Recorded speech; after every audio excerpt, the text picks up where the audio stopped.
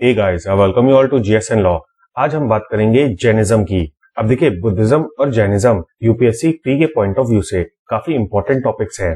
Jainism की शुरुआत 6th century BC में मानी जाती है, जब लॉर्ड महावीर ने इसको प्रोपोगेट किया था।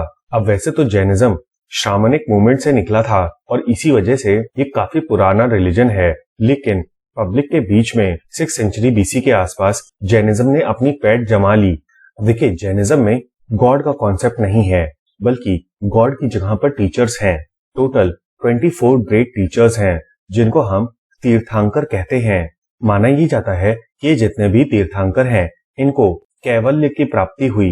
यहाँ पर मोक्ष गलत लिखा हुआ है, बिकॉज मोक्ष means liberation from the cycle of life and death, जबकि कैवल्य का अर्थ है अटेनिंग ऑल नॉलेज। जैनिज्म के पहले तीर्थंकर थे ऋषभनाथ।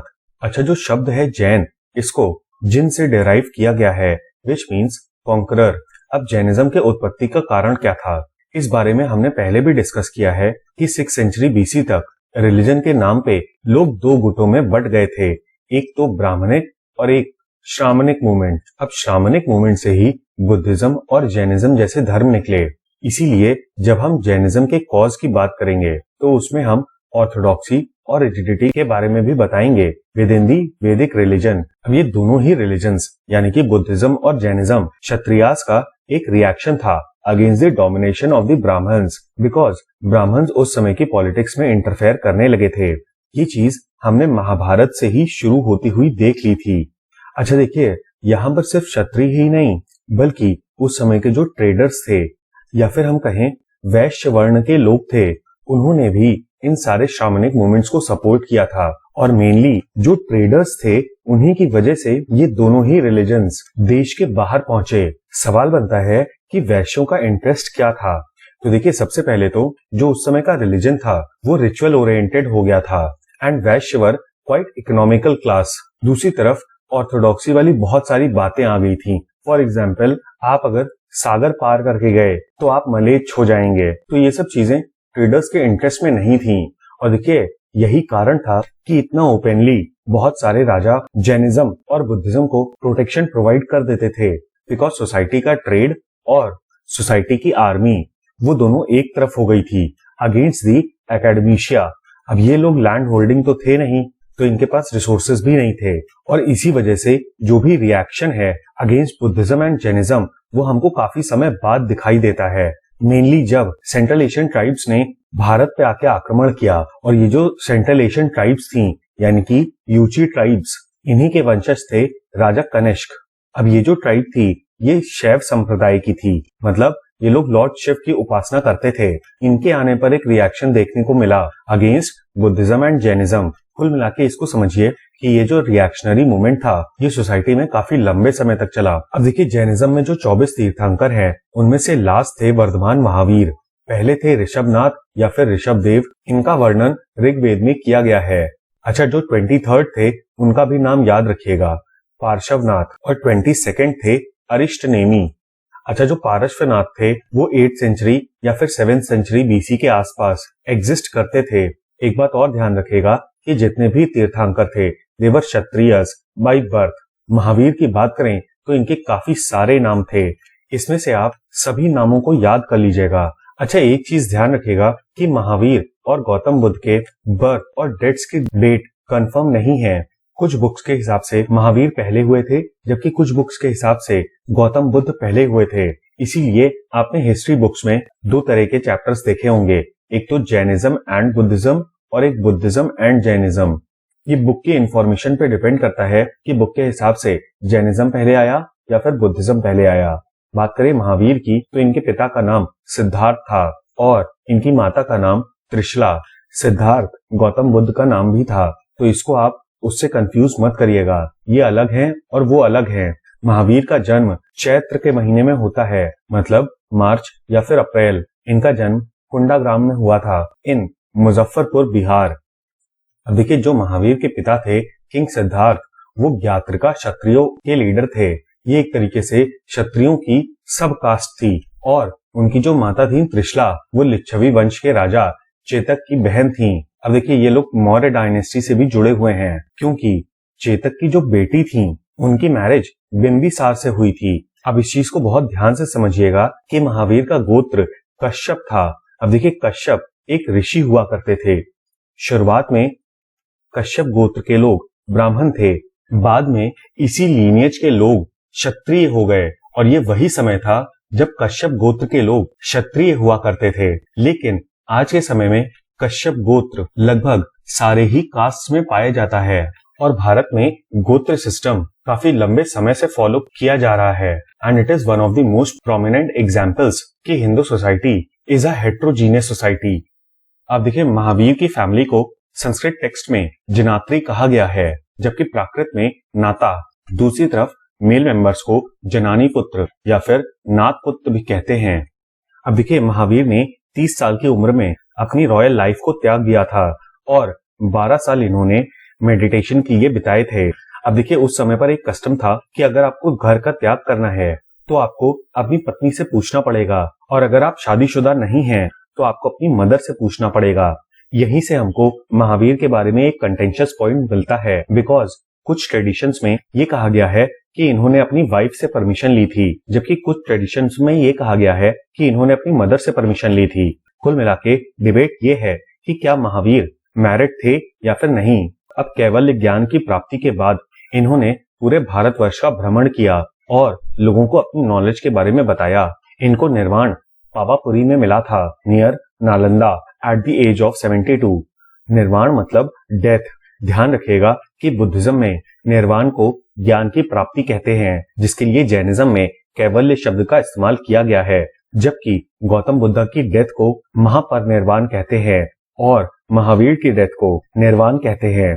अब देखिए महावीर ने अपना पहला सरमन राजगीर के पास स्थित विपुला पीक पे दिया था। राजगीर ही बाद में राजगृह बन गया था, which was the capital of Magadh. कहा जाता है कि महावीर की पहली जो डिसाइपल थी उनका नाम था इंद्रभूति गौतमा। अब मैंने आपको बताया था कि डिफरेंट ट्रेडिशंस के हिसाब से महावीर मैरिड थे या नहीं, इस पे डिबेट है।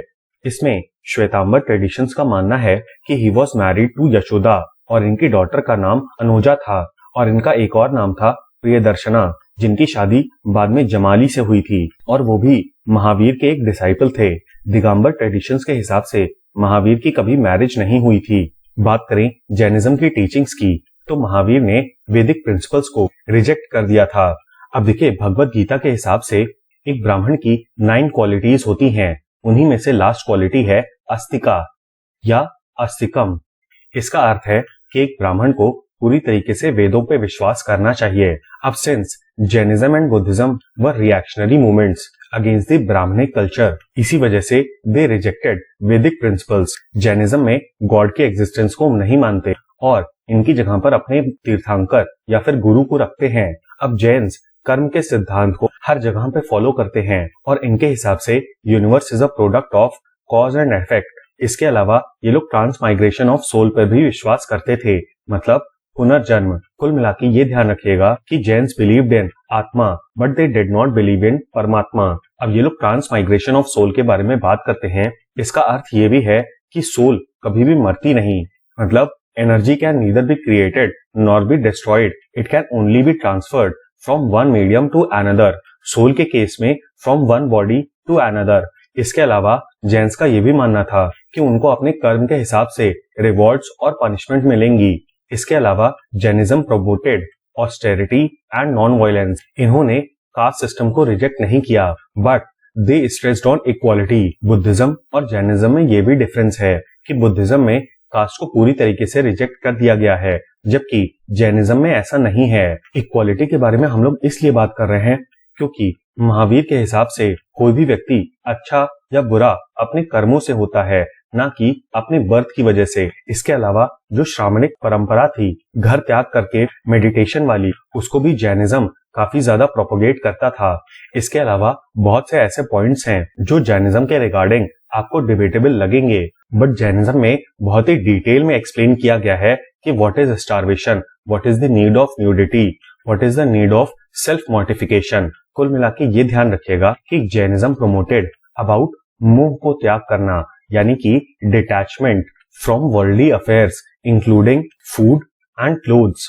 क्योंकि जैनिज्म के हिसाब से मोह की वजह से ही या फिर अटैचमेंट की वजह से ही आपके अंदर ईविल का जन्म होता है।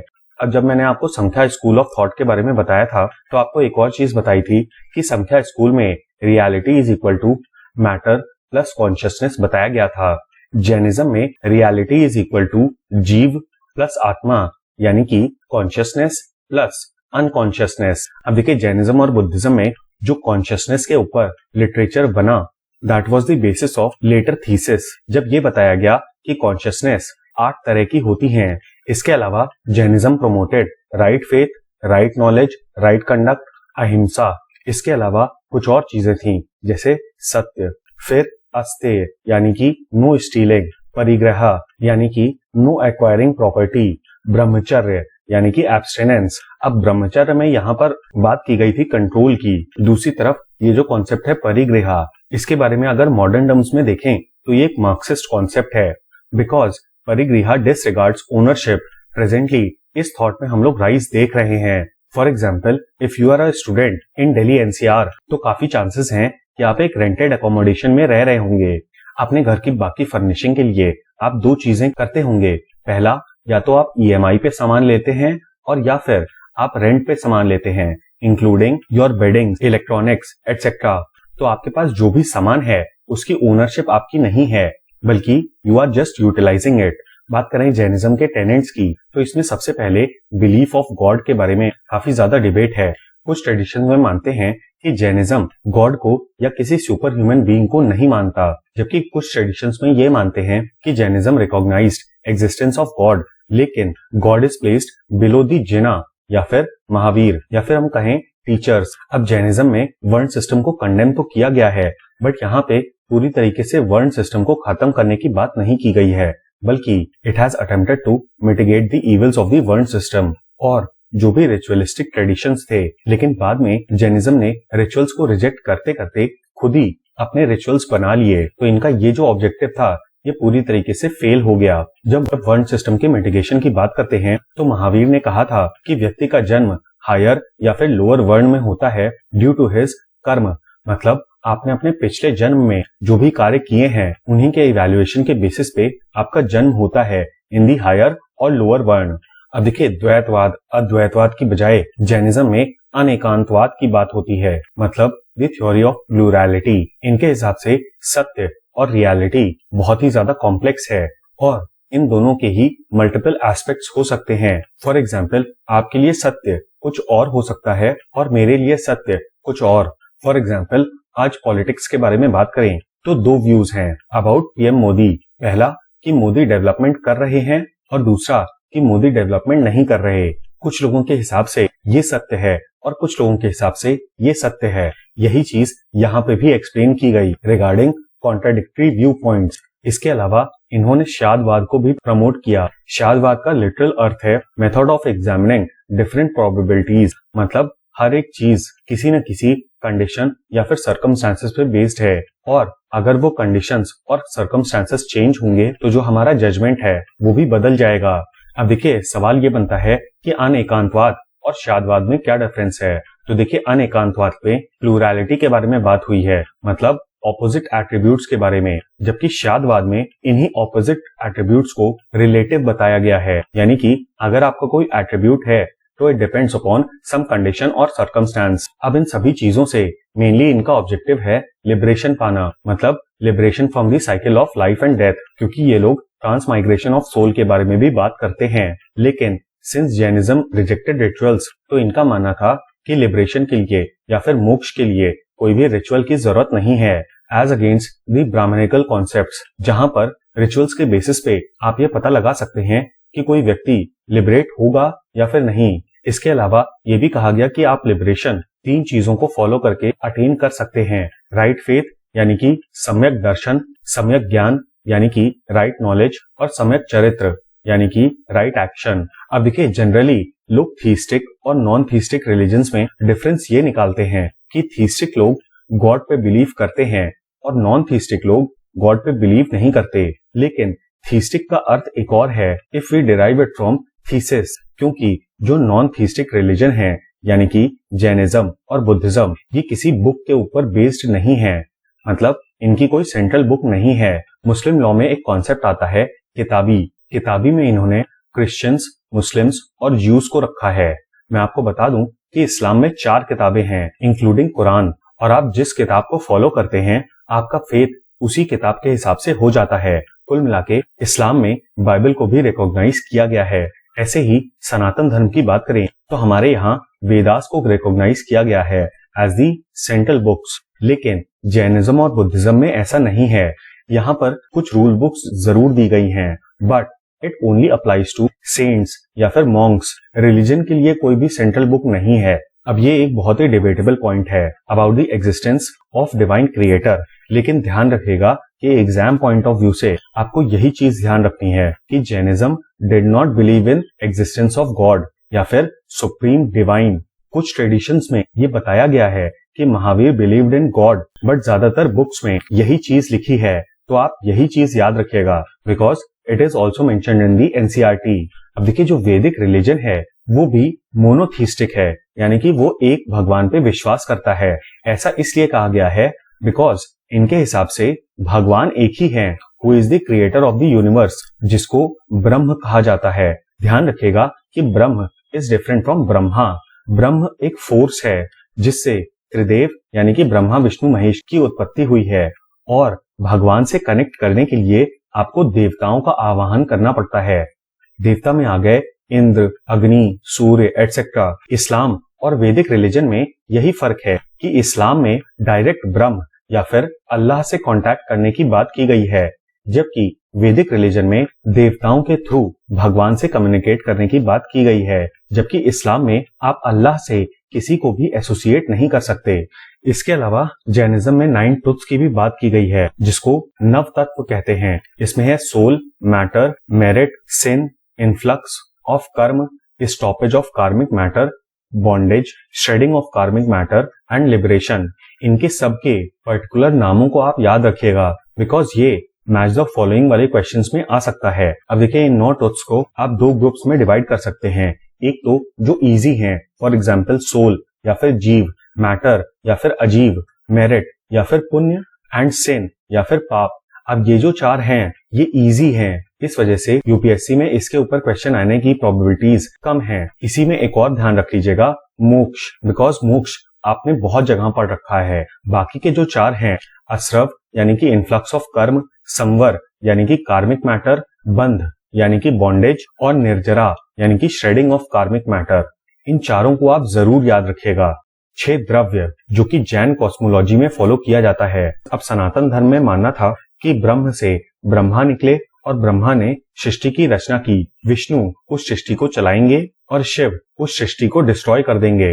लेकिन जैन कॉस्मोलॉजी के हिसाब से यूनिवर्स किसी भी सुप्रीम बीइंग के द्वारा क्रिएट नहीं किया गया है, बल्कि यूनिवर्स की खुद की लॉज हैं ऑफ साइक्लिक एग्जिस्टेंस, और यूनिवर्स 6 द्रव्यों से बना है या फिर हम कहें 6 एलिमेंट्स से। ध्यान रखिएगा कि ये सारे एलिमेंट्स मेटाफिजिकल कॉन्सेप्ट पे हैं, ना कि केमिकल कॉन्सेप्ट पे। इनमें से सबसे पहले है जीव और अजीव, मतलब living and non living beings. फिर है उद्गला मतलब मैटर। फिर है धर्म तत्व यानी कि प्रिंसिपल ऑफ मोशन। फिर है अधर्म तत्व यानी कि प्रिंसिपल ऑफ रेस्ट। फिर है आकाश मतलब स्पेस, एंड लास्टली काल यानी कि टाइम। अब देखिए जैनिज्म में और वैदिक रिलीजन में धर्म और अधर्म का कॉन्सेप्ट डिफरेंट है। वैदिक रिलीजन में धर्म का अर्थ है आपके हिसाब से जो सही चीज हो, मतलब एक तरीके से राइटियसनेस, जबकि जैनिज्म में यूनिवर्सल एप्लीकेशन पे बेस्ड है। द डिफरेंस बिटवीन धर्म एंड अधर्म, यूनिवर्स में 2 फोर्सेस होती हैं, एक तो एंट्रोपी और दूसरी डिसएंट्रोपी। एंट्रोपी का अर्थ है केओस या फिर हम कहें मोशन।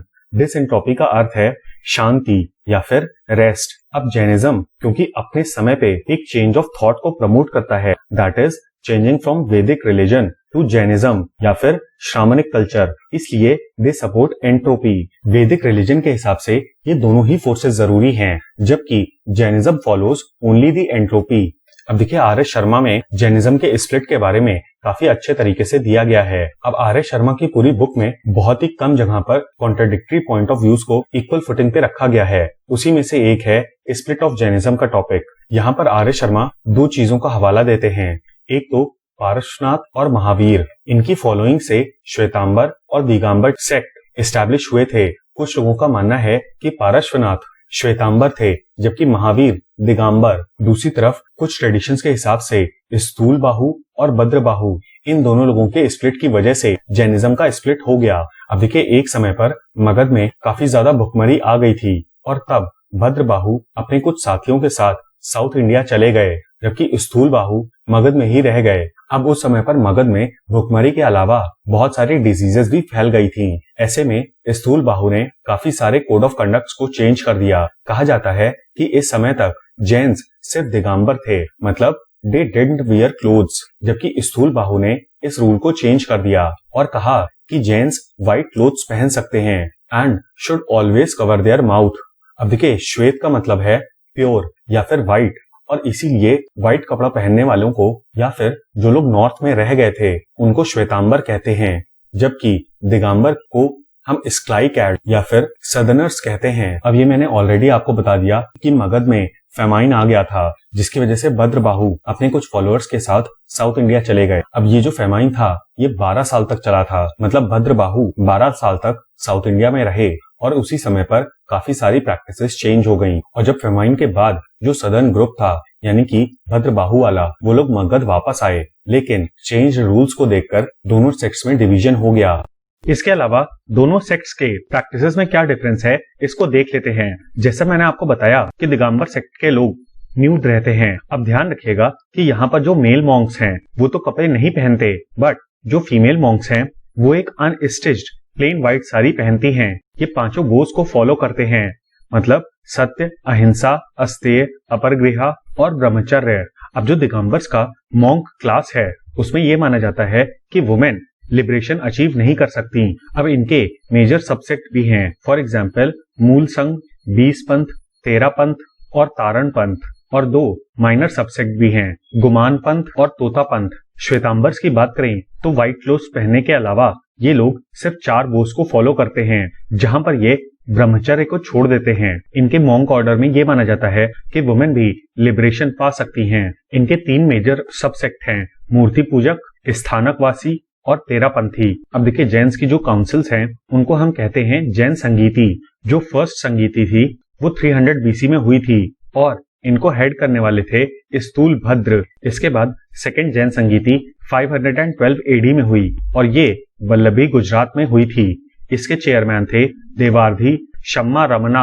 अब आपने जैन्स का सिंबल देखा होगा जिसमें एक हाथ बना रहता है। इस सिंबल को 1975 में अडॉप्ट किया गया था on the occasion of 2500th निर्वाण anniversary of Lord Mahavira. Jains में एक फंडामेंटल प्रेयर है नवाकर मंत्र, जिसको दिन के किसी भी समय में रिसाइट किया जा सकता है। अब मैंने आपको बताया था कि जैन्स में टीचर्स को फॉलो करते हैं। इसी श्रृंखला में ऐसे लिबरेटेड सोल्स जो कि अभी भी ह्यूमन फॉर्म में हैं, उनको अरिहंत कहते हैं। ये एक तरीके से गुरुज की कैटेगरी है इन जैनिज्म। सेकंड है फुल्ली लिबरेटेड सोल्स, जिनको सिद्ध कहते हैं। इसके बाद आते हैं स्पिरिचुअल लीडर्स यानी कि आचार्य, और लास्ट में टीचर्स यानी कि उपाध्याय। अब मैंने आपको बताया था कि जैनिज्म और बुद्धिज्म को वेरियस राजाओं ने पेट्रनेज प्रोवाइड की थी। जैनिज्म के केस में ये राजा थे अशोक के ग्रैंडसन संप्रति, उड़ीसा के राजा खारवेला। इसके अलावा वेरियस अदर ट्राइबल किंगडम्स थे, फॉर एग्जाम्पल गंग्स, कदम्स, चालुक्य और राष्ट्रकूता। इसके अलावा राष्ट्रकूता डायनेस्टी के अमोघ वर्ष एक जैन मॉन्क बन गए थे। चालुक्यन पीरियड में बादामी के केव्स बनाए गए थे डेडिकेटेड टू जैन तीर्थंकर्स। इसके अलावा जैनिज्म को ही डेडिकेटेड है दिलवारा का Jain temple at Mount Abu, जो कि चालुक्य डायनेस्टी के द्वारा बनाया गया था between 11 to 13 AD. Jain architecture की बात करें तो इनकी अलग एक कैटेगरी है like the Hindu and Buddhist styles. इनमें सबसे पहले अगर हम केव्स की बात करें तो महाराष्ट्र में स्थित हैं एलोरा केव्स और मांगी तुंगी केव्स और गंजपंत केव्स। इसके अलावा उड़ीसा में स्थित हैं उदयगिरी और कंदागिरी। उड़ीसा में ही एक और केव है हाथी गुम्फा केव, और साथ ही साथ तमिलनाडु का सीतनावसल केव भी जैनिज्म को डेडिकेटेड है। स्टैचूज की बात करें तो गोमतेश्वर या फिर जिसको हम बाहुबली स्टैचू के नाम से जानते हैं, it is situated in Karnataka. यहाँ पर डिस्ट्रिक्ट का नाम याद रखिएगा, श्रावण बेलगोला। इसके अलावा महाराष्ट्र के मांगी तुंगी में ही ऋषभनाथ का भी एक स्टैचू है जिसको स्टैचू ऑफ अहिंसा कहा जाता है। टेम्पल्स की बात करें तो सबसे पहले आता है Dilwara temple in mount Abu Rajasthan. इसके बाद गुजरात में स्थित पलिताना और गिरनार टेम्पल, महाराष्ट्र में है मुक्तागिरी टेम्पल। अब देखिए, जैन आर्किटेक्चर में ही हमको मन स्तंभ मिलता है, मतलब एक ऐसा ऑर्नामेंटल पिलर जो कि टेम्पल के फ्रंट साइड पे लगाया जाता है और इसमें जितने भी तीर्थंकर हैं उनकी इमेजेस बनी रहती हैं। कर्नाटक में स्थित जो जैन मोनेस्टिक टेम्पल्स हैं उनको बसाड़ी कहा जाता है। जैन लिटरेचर की बात करें तो ये मेजरली दो कैटेगरीज में डिवाइडेड हैं। एक अगम, जिनको हम आगम सूत्र भी कहते हैं।